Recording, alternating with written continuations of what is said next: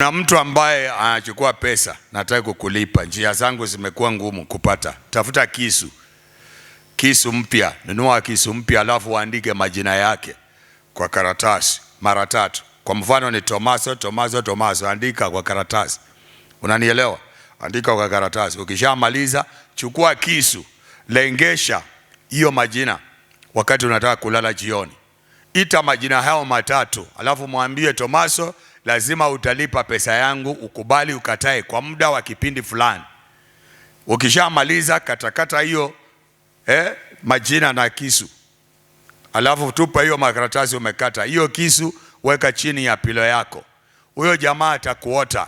Ukimkimbiza, utamkimbiza na kisu ama shoka ama panga ama kitu yoyote, silaha ambayo ni sharp.